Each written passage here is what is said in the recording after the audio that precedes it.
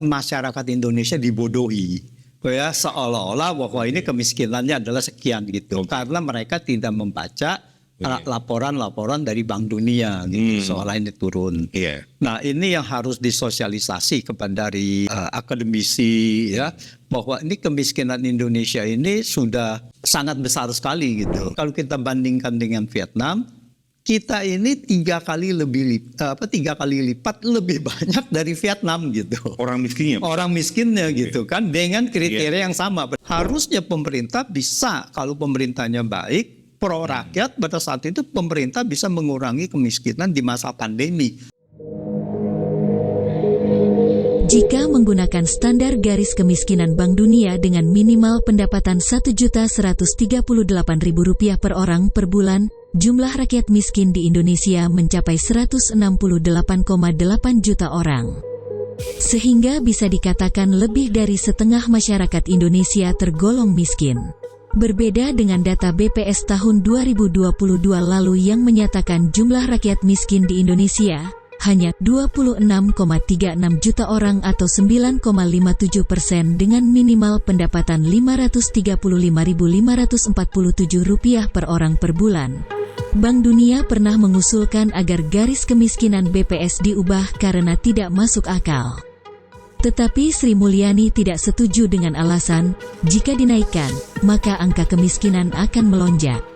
Maka fakta tingginya kesenjangan sosial di Indonesia akan terungkap dan pemerintah gagal mengatasi kemiskinan. Apa fakta sebenarnya yang terjadi? Kita akan membahasnya dengan pakar ekonomi, Profesor Antoni Budiawan, Managing Director at Political Economy and Policy Studies. Jumpa kembali di Kacamata Channel.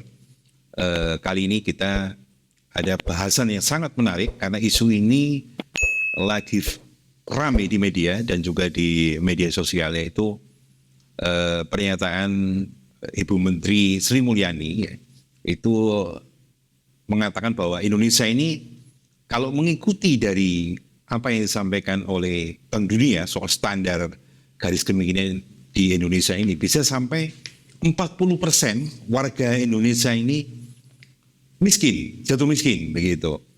Nah, seperti apa sih ini sebenarnya posisi sebenarnya dari isu ini kita alhamdulillah di studio sekarang sudah hadir ekonom Bapak Profesor Antoni Budiawan. Beliau adalah Managing Director dari Political Economy and Policy Studies. Beliau akan menerangkan kepada kita sebenarnya seperti apa sih isu ini, terutama soal masalah kemiskinan. Prof, selamat siang, Prof. Selamat siang. Memang lagi ramai di media ini soal masalah garis kemiskinan yang ditetapkan oleh Bank Dunia, kemudian juga ternyata Bu Sri Mulyani menyebut kalau itu diterapkan di Indonesia otomatis hampir separuh warga kita ini jatuh miskin. Padahal Pak Jokowi kemarin di bulan Januari beliau itu telah menetapkan bahwa tahun 2024 itu paling tidak kemiskinan ekstrem itu akan 0%, dan tentu juga akan jauh dari realisasi janji-janji ya Prof, kan begitu. Kan nggak mungkin, sekarang aja angka kemiskinan sudah masih sangat tinggi. Nah, sebenarnya seperti apa sih posisi, kenapa kok Bu Sri Mulyani sampai bersikukuh soal itu? Kok kayaknya ada yang ditutup-tutupi begitu, kenapa kok dia nggak ikut dengan standar yang ditetapkan oleh Bank Dunia? Ya, terima kasih.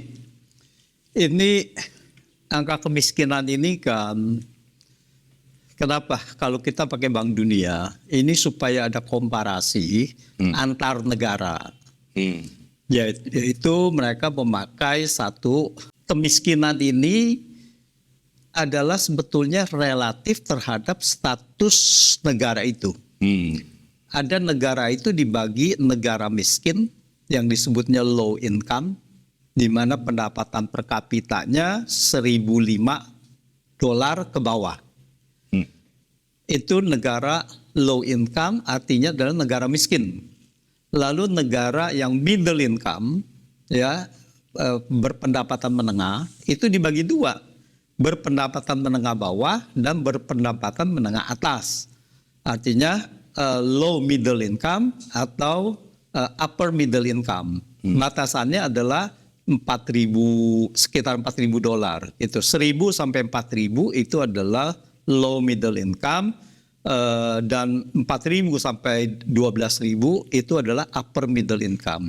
Negara berpendapatan menengah atas, di mana Indonesia masuk di sini. Dan selebih dari itu adalah negara sudah termasuk negara maju, advanced countries. Nah, angka kemiskinan di setiap kategori ini berbeda-beda. Yaitu kalau untuk yang 1.000 ke bawah itu yang dinamanya untuk negara miskin dengan mereka menggunakan kriteria $2,15 per hari per orang. $2,15 ini bukan dikali kurs yang kita ada, yaitu namanya kurs konstan 2017 yang dinamakan purchasing power parity. Kursnya itu beda sekali.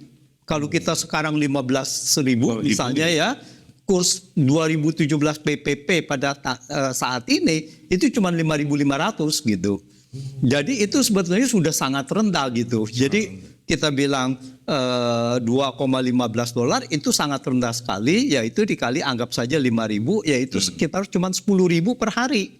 Artinya sebulan itu kurang lebih 300 ribuan lebih gitu. Nah, negara low income, low middle income, negara berpendapatan menengah bawah, itu salah satunya Vietnam masuk di situ. Ya, di bawah 4.000 Vietnam itu hampir 4.000, 3.700 pendapatan per kapita. Di situ garis kemiskinannya bukan 2,15 lagi, yaitu $3,65 2017 PPP. Ya kalau kita kali 5.000-an itu ya di bawah 20.000 lah. Nah kemudian ada $6,85 yaitu di mana negara berpendapatan menengah atas, yaitu Indonesia. Nah Indonesia itu negara berpendapatan menengah atas, garis kemiskinannya adalah $6,85, dan kalau kita mengikuti itu maka garis kemiskinan, angka kemiskinan Indonesia itu bukan 40% lagi, 60,5% pada tahun 2022 atau 168,8 juta. Nah, untuk jelasnya berapa sih kalau $6,85 kurs 2017 PPP? Intinya adalah untuk orang yang berpendapatan 1,1 juta ke bawah, ya itu dianggap miskin. Ya, kalau udah dalam rupiah 1,1 juta rupiah ke bawah itu per orang per bulan itu sudah dianggap, harusnya hidup di Indonesia itu sudah dianggap miskin. Dan itu ada 168,8 juta. Nanti saya kembali kepada garis kemiskinan yang ditentukan oleh Badan Pusat Statistik. Nah, 168,8 juta pada akhir 2022 ya, sekitar gitu, itu sejalan dengan penelitian dari Kompas, tim Kompas. Tim Kompas mengatakan untuk memenuhi gizi itu ada 183,7 juta orang tidak bisa memenuhi gizi harian. Jadi artinya apa? Kalau dia tidak bisa memenuhi gizi harian, ya per definisi adalah mereka orang miskin. Orang miskin. Per definisi orang miskin. Mereka tidak mampu memenuhi gizi harian. Gizi hariannya apa? Berdasarkan kalau kita kenal yang namanya 4 sehat 5 sempurna. Yaitu harus ada karbohidratnya, ya, harus ada lauk pauk protein, ya, harus ada serat dan sebagainya. Nah, ini adalah di United Nations itu di FAO ya. Jadi disebutnya adalah healthy diet basket. Jadi pemenuhan gizi itu bukan hanya kalori, Tetapi sumbernya dari mana? Sumbernya protein, serat dan sebagainya gitu untuk memenuhi itu.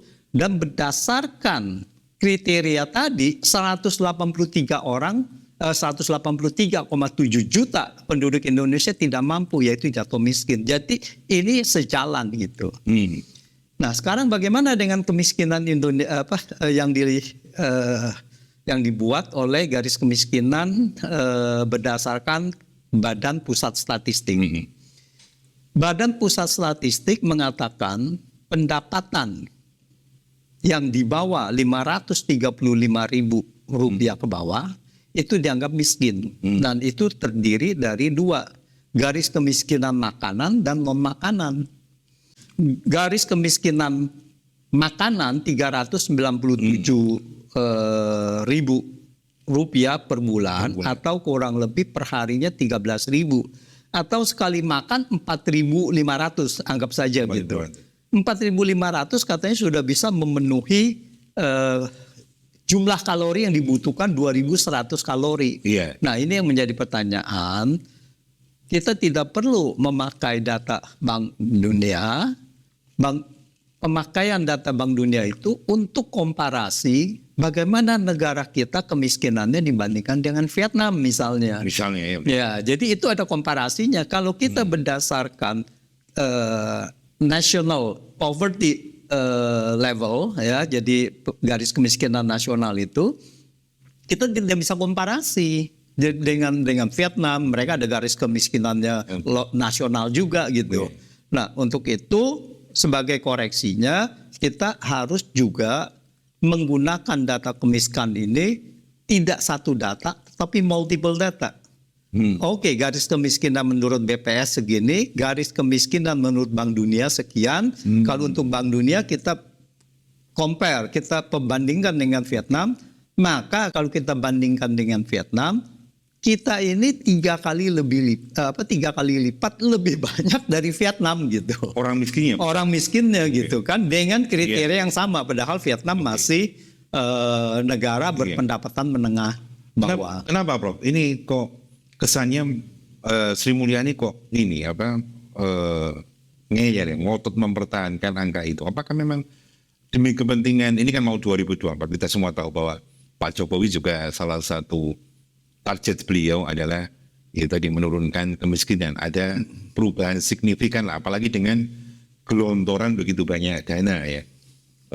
Apalagi sebelumnya juga kita dikejutkan dengan adanya isu entah benar atau enggak yang dana untuk orang miskin sebesar 526 triliun itu, kata salah satu menteri bilang, jangan hanya habis untuk sosialisasi dan rapat-rapat di hotel aja begitu. Apakah kengeyalan ini ada hubungannya dengan di situ gitu, ataukah seperti apa gitu? Bukankah memang harusnya mengikuti standar yang umum, yang lazim seperti yang Prof sampaikan tadi, bahwa ini harus ada kriteria ini, oke lah ini dipakai, yang ini juga dipakai, sehingga kelihatan seperti apa. Masyarakat pun juga nggak bingung begitu. Data Bank Dunia itu kan dipublikasi setiap tahun. Oke. Jadi sudah ada. Bahkan mungkin setahun 2 kali, sama seperti kita ada Maret, ada September juga gitu. Jadi itu tidak bisa disembunyikan. Tetapi yang bisa adalah masyarakat Indonesia dibodohi. Ya, seolah-olah bahwa ini kemiskinannya adalah sekian gitu. Karena mereka tidak membaca laporan-laporan dari Bank Dunia gitu, seolah ini turun. Nah, ini yang harus disosialisasi kepada dari akademisi ya, bahwa ini kemiskinan Indonesia ini sudah sangat besar sekali gitu. Jadi harus ada perbaikan yang mendasar, perbaikan struktural. Jadi kalau kita bilang pun bahwa berapa kemiskinan kita menurut BPS adalah 26,36 juta orang atau 9,57%. Kan itu tidak bisa membuat fakta bahwa 183,7 juta orang tidak bisa memenuhi gizi harian. Kan gitu kan. Jadi dia tidak bisa mengubah fakta gitu. Dia bisa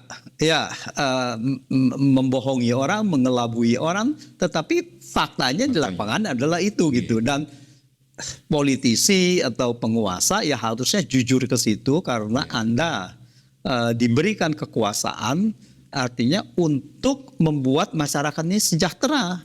Oke. Iya, apalagi yang data yang Profesor sebutkan tadi itu independen dilakukan oleh media dan itu memang mereka langsung terjun ke lapangan ngecek seperti apa gitu. Dan memang kalau melihat angka itu ya sungguh sangat besar Prof begitu ya. Iya. Dan kalau melihat dari BPS Prof dengan angka nilai harian yang hanya sebesar seperti itu, memang rasanya juga nggak masuk akal gitu. Sekarang harga pisang gorengnya ini udah berapa itu? Belum yang lain misalnya begitu. 4.500 untuk makan itu udah tidak masuk akal. Terus sisanya juga sekitar berapa yang garis kemiskinan non makanan itu nggak sampai 150.000 per bulan. Kita bisa apa? Emang untuk anak sekolah, sekolah kan perlu transportasi, perlu pakaian, perlu apa? Itu bisa apa segitu? Dan 535.000 per orang itu sudah sangat tidak masuk akal gitu. Dan kok masih bisa digunakan untuk itu? Oke. Apalagi itu di daerah yang biaya hidupnya tinggi ya, Bro. Kan nggak cuma Jakarta aja. Misalnya juga kayak saya punya teman di Manado, kemudian di Papua malah apalagi nilai segitu cuma dapat apa begitu, Bro? Jadi kalau memang kan di sini kan Sri Mulyani kalau nggak salah berkilah juga bahwa tidak semua daerah biayanya itu besar. Ada biaya ya bahkan beliau sebutkan itu di sub Semarang itu jauh lebih murah. Betul. Ya di Semarang pun garis kemiskinannya pun memang direndahkan. Tetap saja bahwa Jawa Tengah, Semarang itu menjadi provinsi yang termiskin di Pulau Jawa. Betul. Dan itu.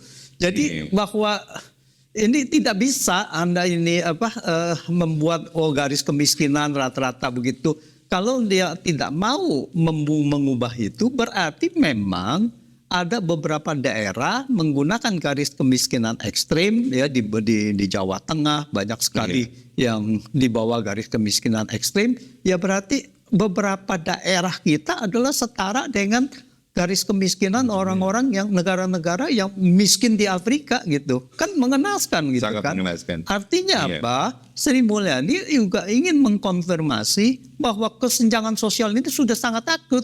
Karena di beberapa daerah adalah kemiskinan ekstrim, ya gitu. Tetapi beberapa itu juga yang mempunyai kepemilikan lahan, kepemilikan kekayaan sampai ratusan triliun gitu, bahkan ribuan triliun gitu. Betul. Apalagi survei terakhir juga yang dilakukan BPS juga masih ada 20 provinsi, 14 provinsi yang angka kemiskinan ekstremnya naik, Bro. Gitu. Tapi di sisi lain yang juga ramai di media yang baru 2 hari ini itu, Bu Sri Mulyani itu menyebut bahwa ada kemiskinan jadi-jadian gitu.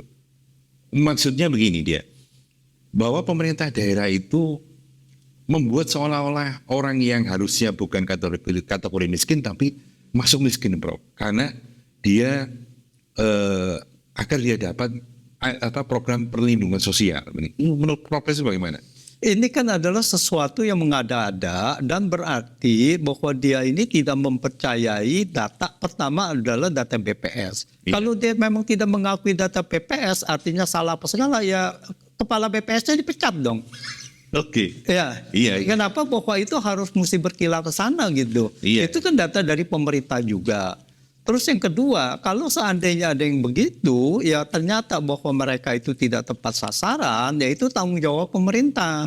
Bahwa kenapa itu bisa terjadi. Terus yang ketiga, apakah Sri Mulyani juga mau menuduh bahwa Bank Dunia itu adalah tidak benar datanya. Ya itu kan data Bank Dunia juga kan dia mempunyai riset sendiri gitu. Oke. Nah terus yang keempat adalah apakah Sri Mulyani mau mengatakan bahwa tim harian Kompas tadi, data tadi yang Kompas yang mempelajari itu, apakah itu merekayasa juga? Nah itu kan harus itu kan ada satu metodologi yang harus dijalankan. Kalau metodologi itu dijalankan dan hasilnya ini adalah hasil yang representatif gitu. Dan masa Sri Mulyani nggak mengerti si hal gitu.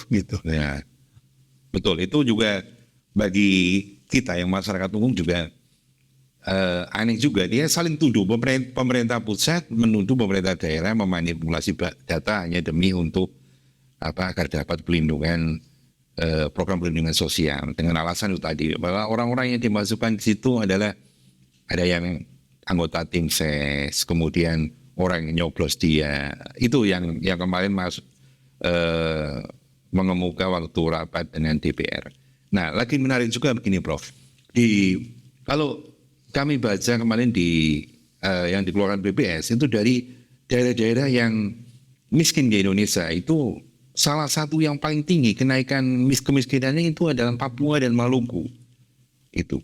Nah, ironisnya di Papua dan Maluku itu kan, terutama Papua ini menerima dana alokasi yang besar. Kemudian di situ juga ada sumber daya alamnya juga luar biasa, Prof. Kemudian di Maluku juga sama. Di Maluku adalah salah satu pusat nikel di Indonesia. Tapi justru kemiskinan juga yang dari angka BPS itu sangat tinggi di sana, gitu. Seperti itu sebenarnya harusnya kan membuka mata pemerintah juga, begitu, Prof. Kan kita semua tahu bahwa kemiskinan di daerah kaya mineral itu kan adalah kemiskinan yang sangat parah gitu ya. Bahwa kita lihat bahwa mereka yang bekerja di situ, yang memiliki tambang itu adalah bukan orang-orang setempat. Dan mereka hanya sebagai pekerja saja. Dan pekerja dikaji dengan buruh. Buruh di daerah disesuaikan. Jadi tidak ada manfaat untuk orang-orang di daerah itu. Malah mereka itu terkena dengan kemudian bencana. Yaitu bencana alam ya, karena setelah digali tambangnya ditinggalkan begitu saja gitu kan, banyak tuh yang begitu tuh ya, sehingga terjadi genangan, tidak ada penyerapan dan sebagainya. Nah, ini memang daerah pertambangan ini tidak membawa manfaat di daerah setempat, kecuali mereka jadi buruh setempat saja. Tapi petinggi-petingginya itu semua dari pusat semua. Di mana pusatnya ya di kota-kota besar. Salah satunya kalau ini adalah dari Jakarta gitu. Betul. Jadi ini bahwa juga konfirmasi bahwa pasal 33 ini adalah dilanggar gitu. Bahwa sumber daya itu harusnya digunakan sebesar-besarnya untuk kemakmuran rakyat, tetapi yang terjadi adalah kemiskinan di sumber-sumber daya itu, sumber-sumber dari kekayaan alam yang dinikmati oleh segelintir orang, di mana penduduk setempat hanya mendapatkan bencana alam dan kemiskinan. Oke. Jadi Prof, kalau kembali ke masalah garis kemiskinan itu berarti Indonesia harusnya memang ikut ke aturan Bank Dunia tadi, atau seperti apa? Tidak perlu ikut, dalam arti ya semua rakyat harus dicerdaskan bahwa ini ada beberapa multiple kriteria gitu untuk itu. Ya kita lihat aja bahwa yang mana yang lebih manusiawi kan. Iya. Dengan hidup 1,1 juta rupiah di Indonesia aja per orang ya. Per orang, ya. Itu kan sebetulnya sudah tidak manusiawi gitu. Iya. Artinya begini, kalau ada satu orang baru bekerja ya, dia lulus SMA, dia tidak bisa ini, lalu dia bekerja dan dia mendapatkan gaji UMR. Lalu dia menikah, suami istri bekerja. Oke, suami istri bekerja, dia bisa mendapatkan UMR. Dua orang ini tidak menjadi orang miskin.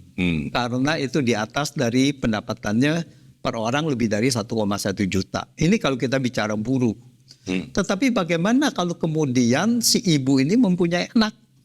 Iya, dua anak misalnya. Ya, misalkan satu anak atau dua anak, di mana dia pada saat itu tidak bisa bekerja. Nah, ini adalah dia harus bekerja karena anaknya lalu dititipin sama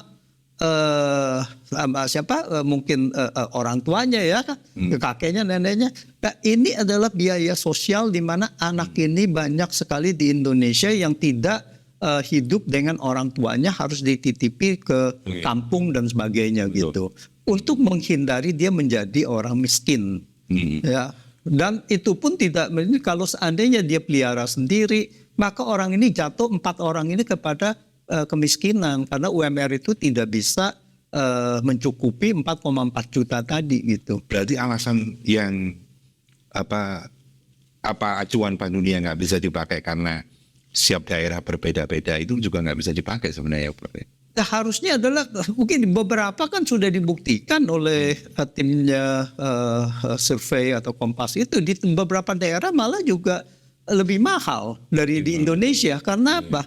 Karena barang-barang ini kan diproduksinya lebih banyak di Pulau Jawa. Oh, Jawa. Kalau dia harus transportasi ke Sumatera atau ke Kalimantan atau ke Papua, harga di sana lebih mahal dari di sini gitu kan. Iya. Jadi tidak selalu kemiskinan itu adalah di daerah sana lebih murah harganya. Iya. Karena mereka bukan produksi, bukan tempat produksi, lalu mereka memerlukan biaya transportasi, logistik, dan mereka justru lebih mahal. Ini yang terjadi. Kenapa di Maluku? Maluku Utara itu beberapa harga pangan lebih mahal dari di Pulau Jawa.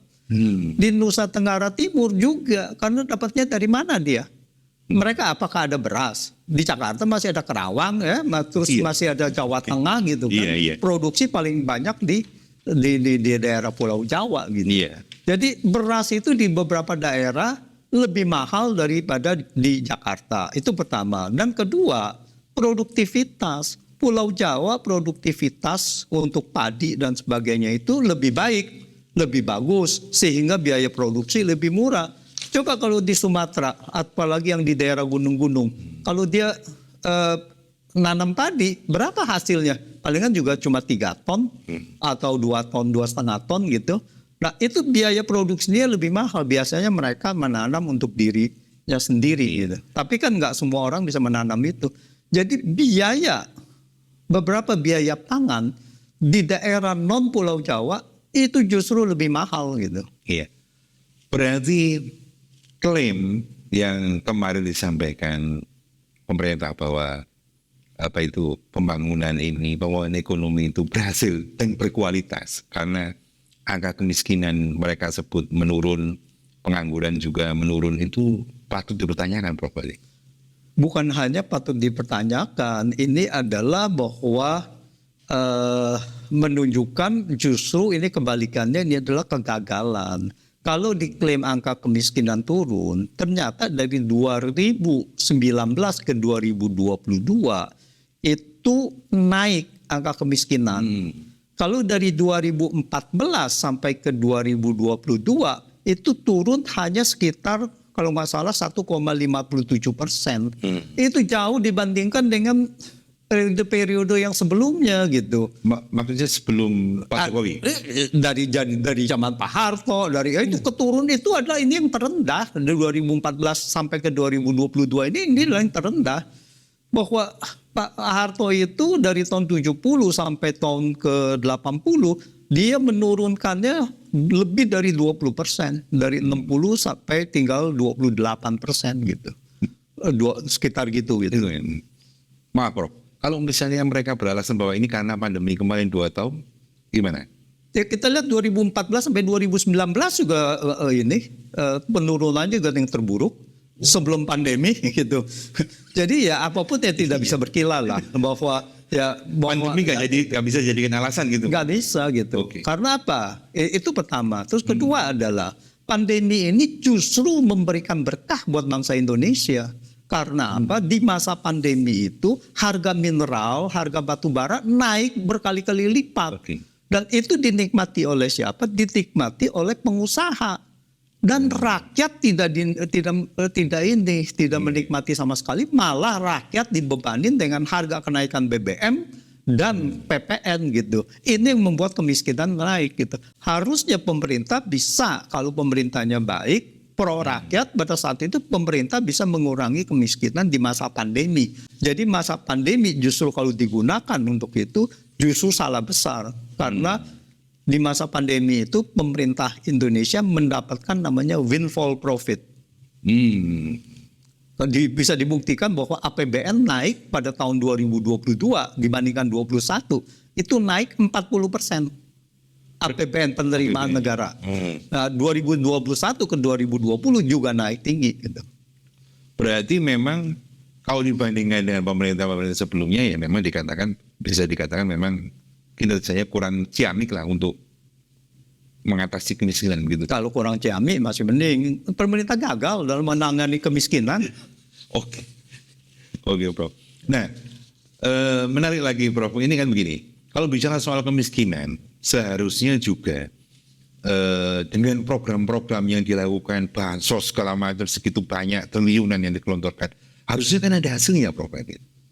Nggak bisa karena bahwa begini, pendapatan dari kemiskinan itu yang dibantu itu cuma sekian saja, cuma sedikit. Bayangkan kalau seandainya orang yang tadi kemiskinannya di bawah 535.000 ya, lalu kemudian pendapatannya hilang, lalu cuma ditambahkan pada bansos itu kan cuma 4 bulan, 600.000, 1 bulannya 150.000, setahun 600.000. Kalau setahun 600.000 itu berarti sebulannya jatuh rata-rata berapa? Cuma 50.000 kan kalau kita setahunkan gitu kan. Itu tidak ada artinya gitu. Jadi cara memberantas kemiskinan tuh bukan begitu gitu.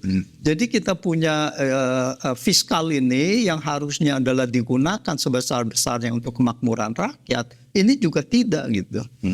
Begini, kalau rakyat sudah masuk ke dalam kategori miskin.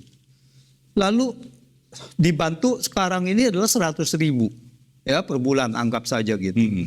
Tahun depan 100, dia tetap masih miskin kan?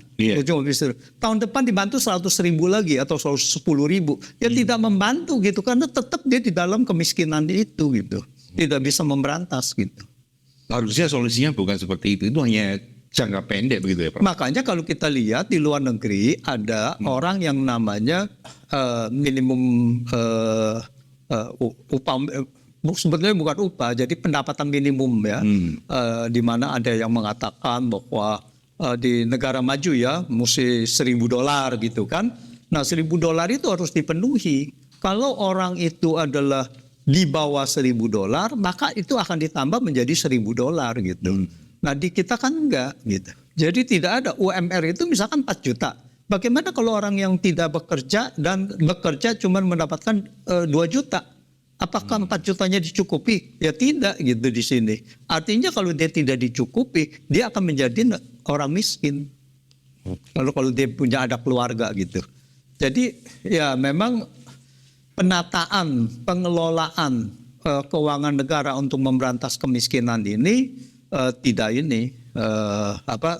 berhasil. Berarti untuk target 2024 juga sudah mustahil ya, Prof, untuk menurunkan. Jangan kemiskinan ekstrem, kemiskinan aja mungkin.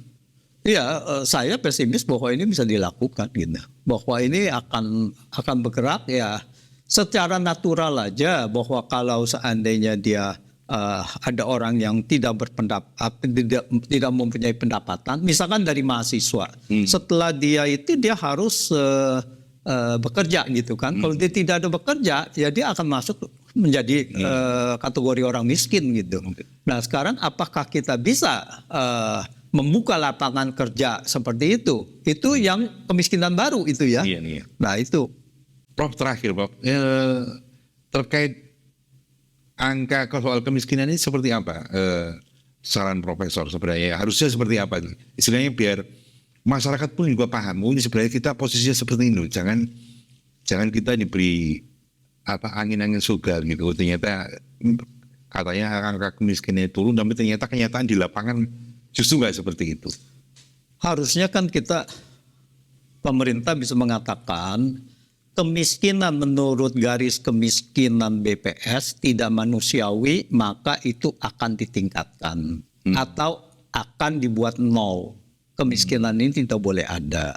Lalu kita bisa bertahap. Kemiskinan yang berdasarkan $3,65 kurs purchasing power parity 2017, kita itu masih ada sekitar anggap saja 20% lah ya dari itu. Masih ada sekitar 60 juta orang gitu. Nah itu juga akan dikurangin. Kapan akan dikurangin? Apakah akan menjadi 40 juta, 50 juta?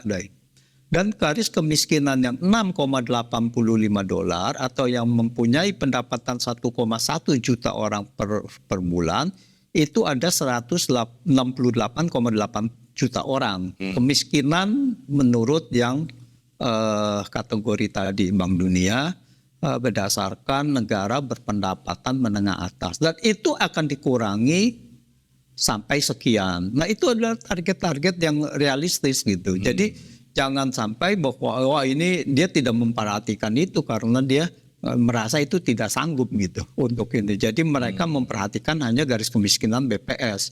Atau pemerintah juga bisa bilang, oke, berdasarkan garis kemiskinan ini kita adalah persentase kemiskinan di Indonesia 3 kali lipat dari Vietnam. Nah, berarti bagaimana kita bisa mengurangi seperti Vietnam kan gitu kan? Iya. Itu luar biasa. Vietnam cuma 18%. Dan itu pun di tahun 2018 mungkin sekarang 15% ya. Kita ini 4 kali lipat dari Vietnam malah. Dengan kriteria yang sama. Dengan kriteria yang sama, $6,85 kurs PPP gitu kan, yang sekitar 5.500 gitu. Nah ini yang harus disuarakan gitu. Dan saya rasa masyarakat juga harus benar-benar menyuarakan ini. Kita menolak kemiskinan yang oke, itu sebagai data nggak apa-apa lah. Tapi kita menolak bahwa pemerintah harus melakukan usaha yang sebesar-besarnya kepada pemberantasan kemiskinan dengan kriteria yang sama dengan Vietnam misalkan, sebisa mungkin mendekati Vietnam lalu bahkan mengurangi gitu. Karena pendapatan per kapita kita dengan Vietnam kita lebih tinggi. Jadi ironis juga itu ya Prof. Ironis sekali. Artinya apa? Ini konfirmasi bahwa kesenjangan sosial ini di kita jauh lebih tinggi. Jauh lebih tinggi. Bahwa ekonomi kita dinikmati oleh segelintir orang.